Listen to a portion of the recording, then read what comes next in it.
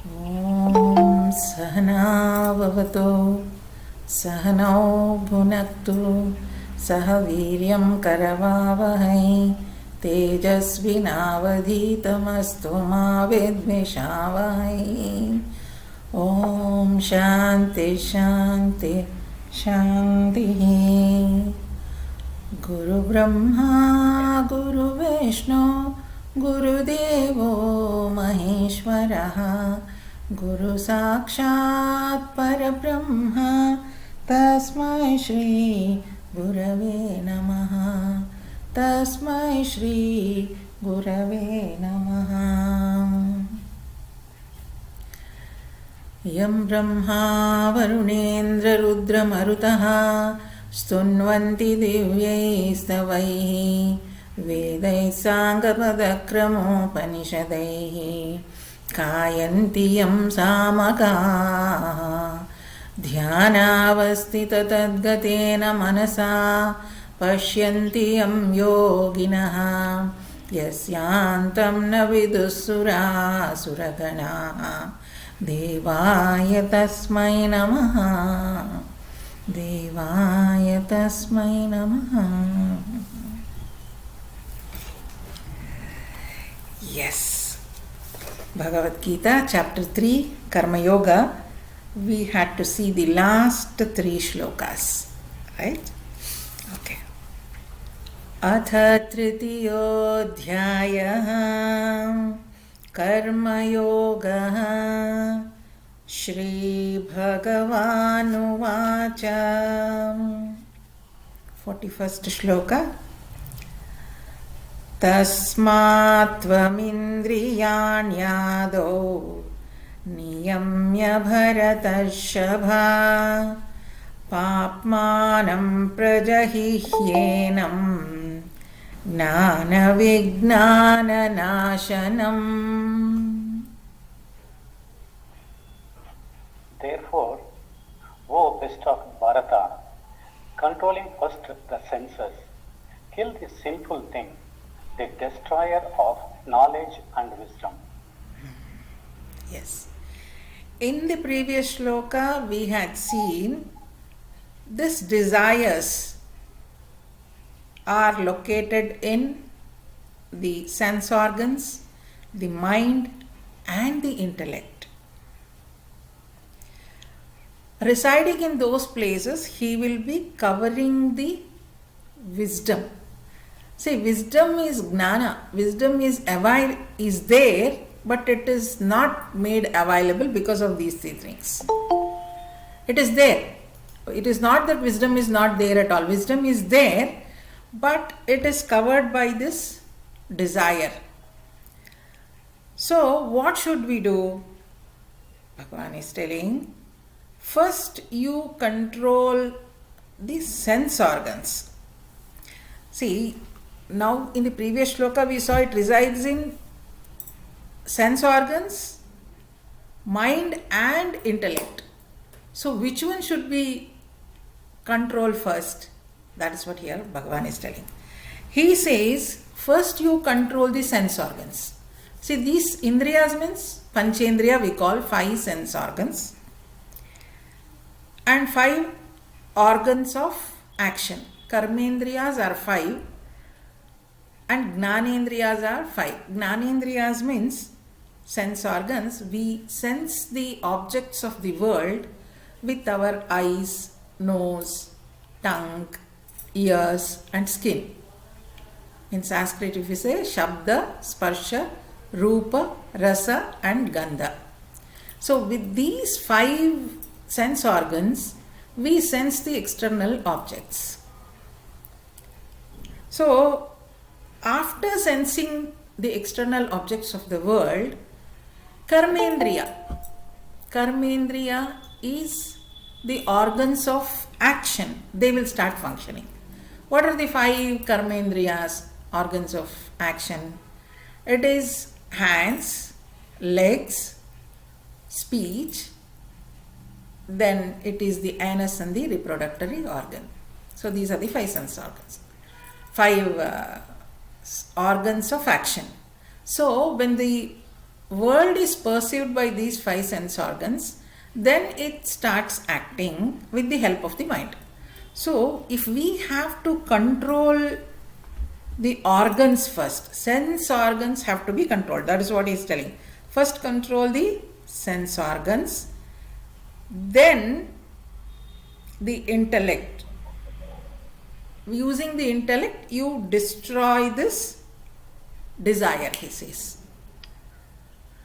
Most of us feel, first let me control my mind. No, it is not possible. First we have to control the organs only.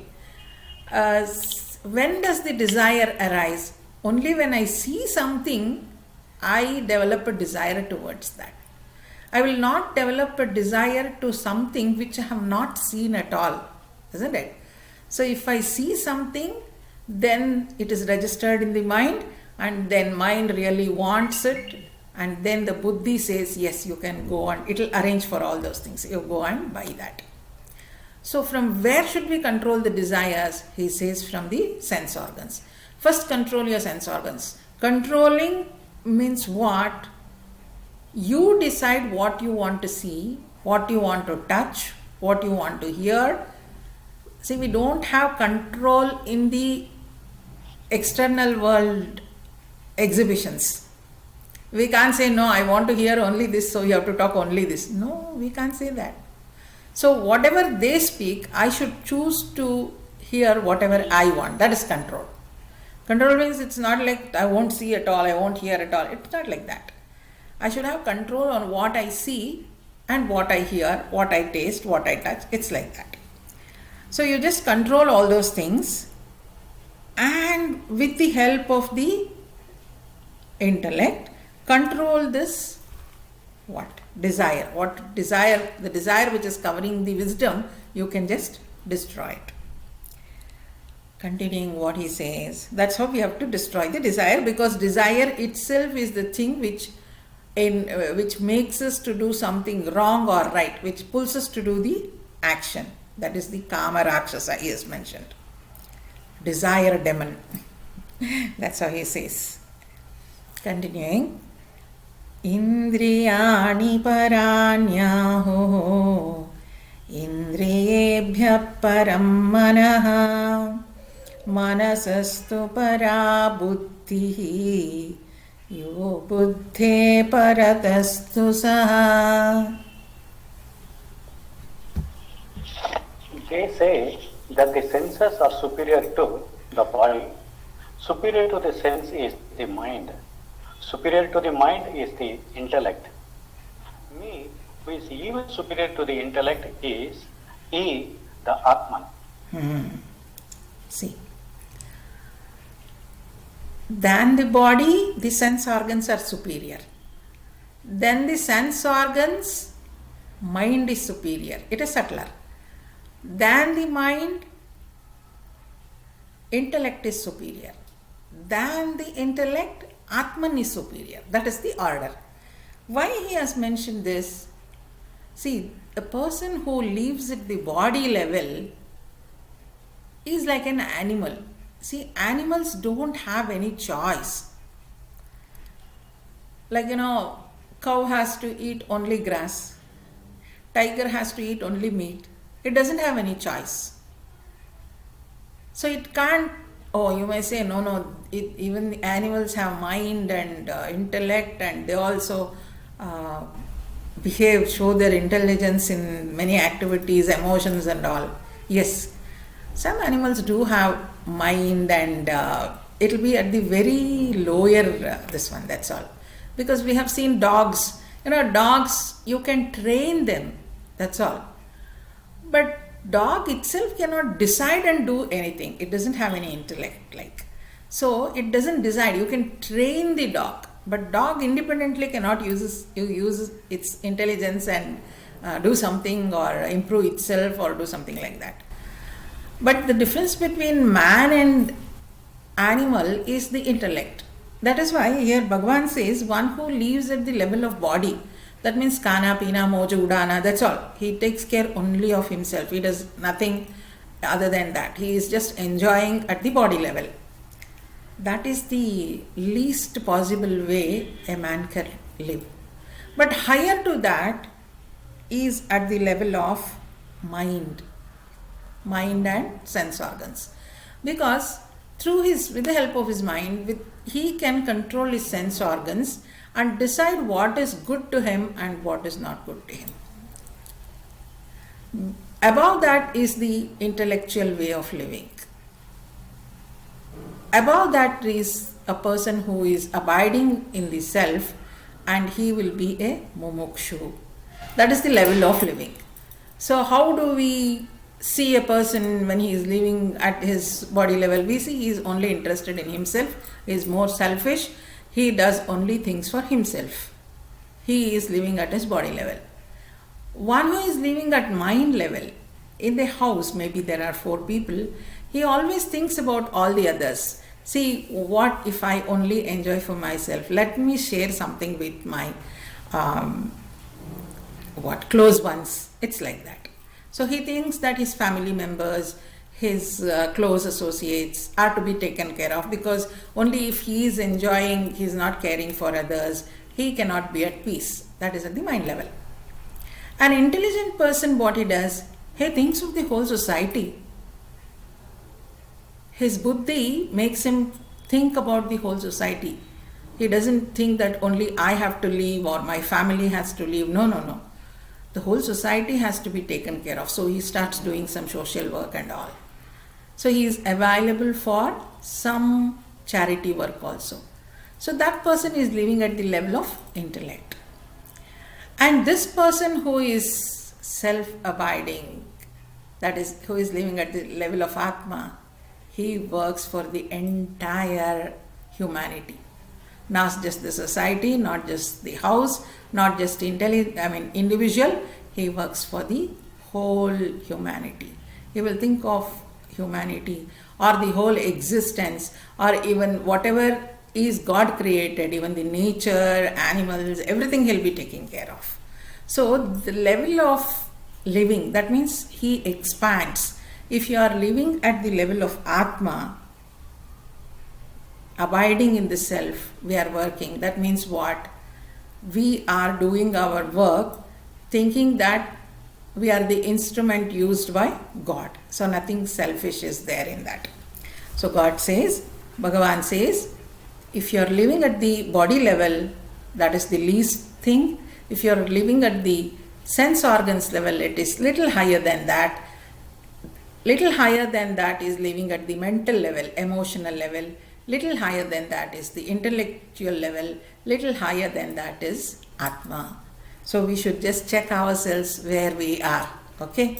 Then improve ourselves to live, abide in the self. That is how we grow. That is what is told. Continuing. Evam buddhe param buddhva samstabhyatmanamatmana jahi shatrum mahabaho kamarupam durasadam. Thus, knowing him who is superior to intellect and restraining the self by the self, slay you, O mighty armed, the enemy in the form of desire, no doubt hard indeed to conquer. Yes. So what is telling? So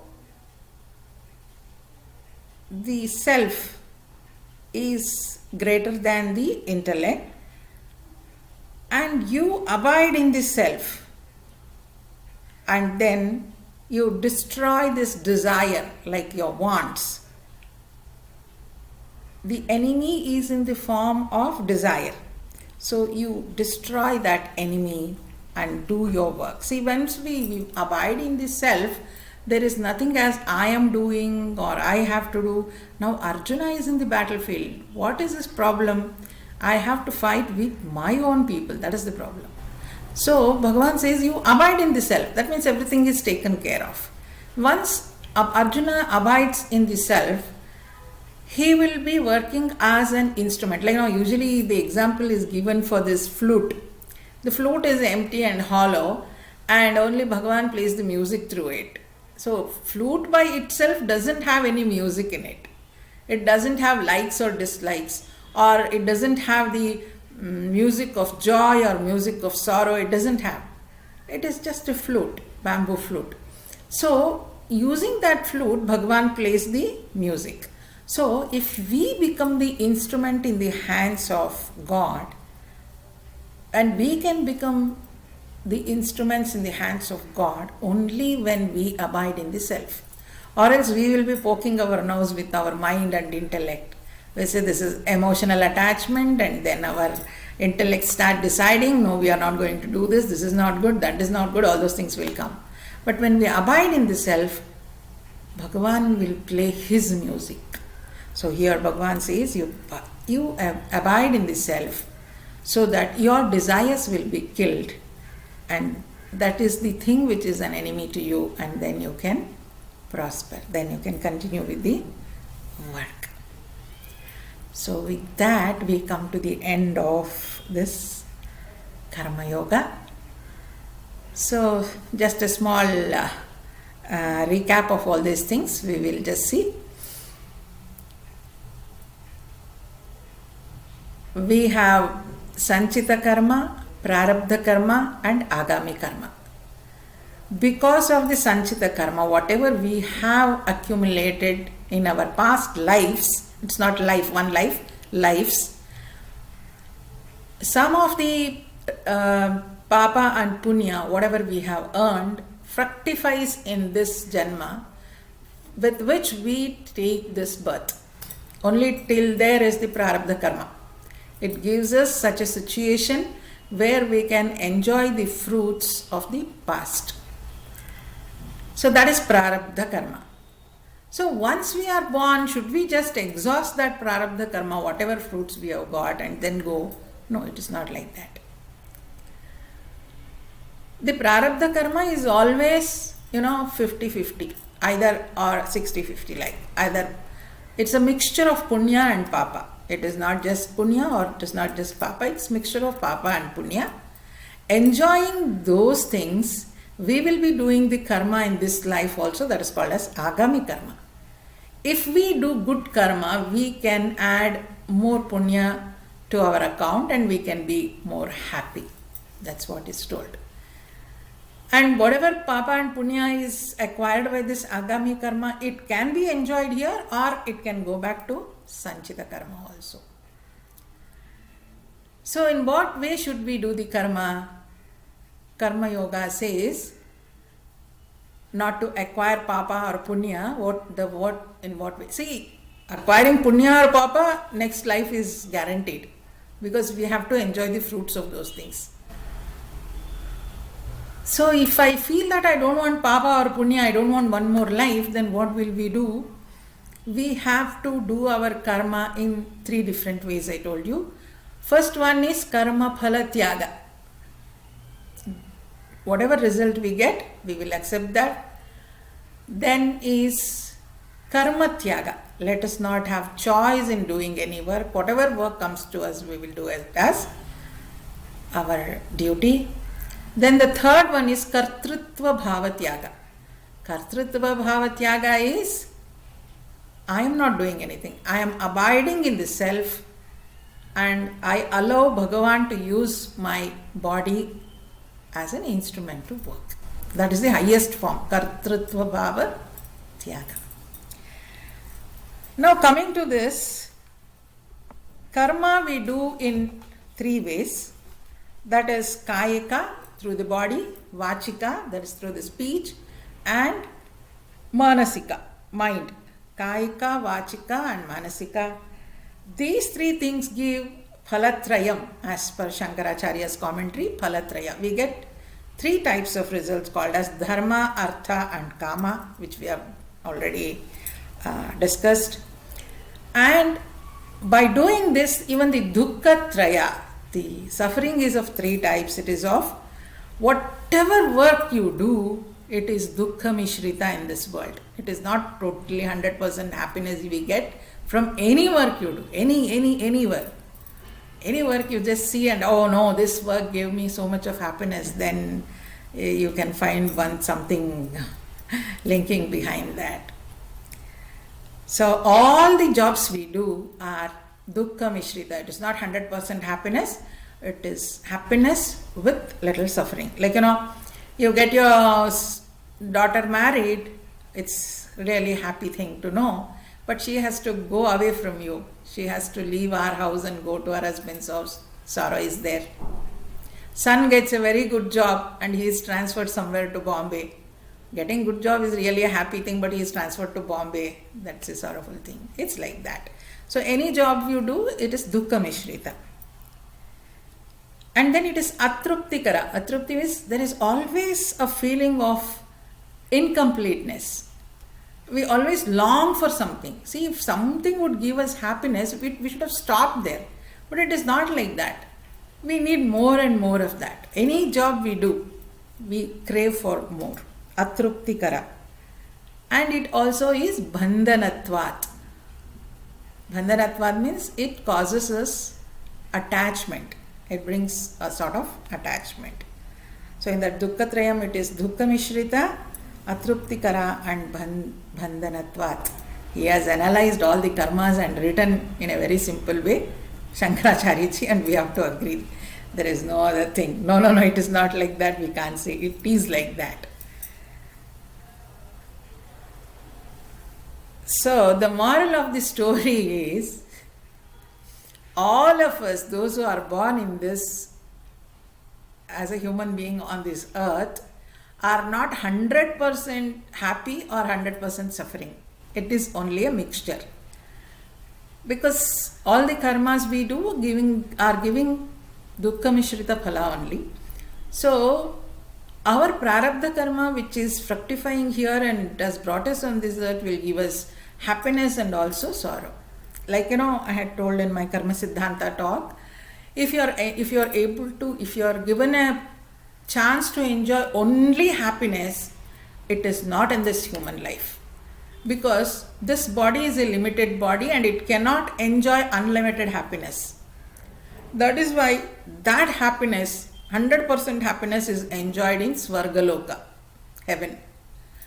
And if we are entitled for 100% suffering, it cannot be in this human life, because it is not, this body cannot take greater punishments at all for the papa we have done. So that has to be enjoyed in the Narakaloka. If it is 100% punya, it is Svargaloka. If it is 100% papa, it is in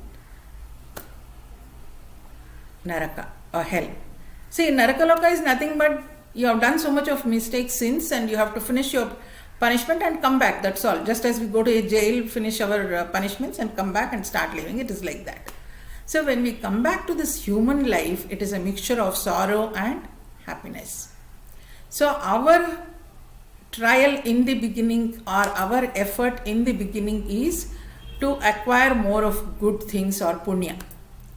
That is the thought, that's all. But finally the thought is not to get into the karma chakra, because avidya, kama, karma, and then rebirth starts.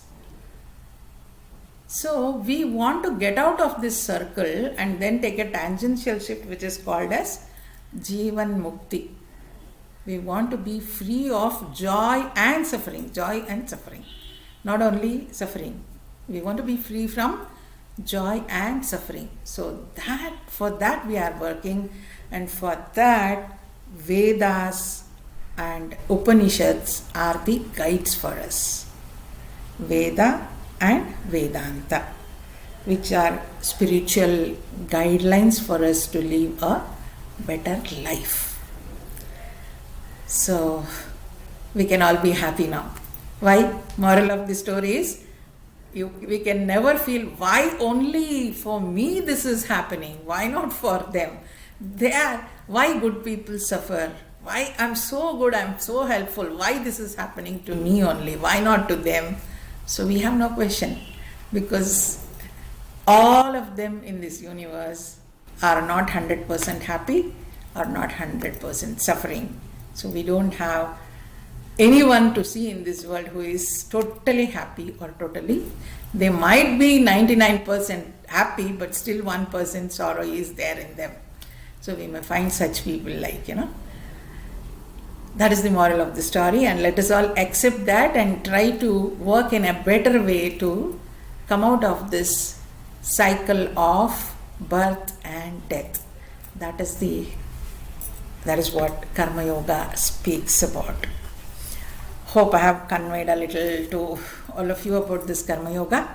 There is one Shanti part in the last that I will tell now. After each chapter, we have this shloka at the end. Om Tat Sat Iti Srimad Bhagavad Gitasu Upanishadsu Brahma Vidyayam Yoga Shastre Shri Krishna Arjuna Samvade Karma Yogo Nama Tritiyodhyayam. Om Tat Sat Iti. While reading this chapter or explaining or discussing, if any mistake has happened, please forgive us. Om Tat Sat means that is we pray Bhagavan. Maybe my thoughts have gone hayway that way. Please pardon me. Srimad Bhagavad Gita. So, in this Bhagavad Gita, Upanishadsu, whatever is told in the Upanishads, Brahma Vidyayam, that Brahma Vidya, Yoga Shastre, Yoga Shastra which can be followed in everyday life, Shri Krishna Arjuna Samvade, it is in the form of discussion between Krishna and Arjuna. Karma Yogo Nama, the name of this chapter is Karma Yoga. And Tritiyodhyayaha, this is the third chapter in the Bhagavad Gita, is completed. So, by the grace of Guru and God, we are fortunate to complete this to a certain extent, and we have tried to understand this. This was a wonderful online satsang on this Karma Yoga. I hope you too have enjoyed all these things. And thank you all for giving me this great experience. And Hari Om. Thank you so much.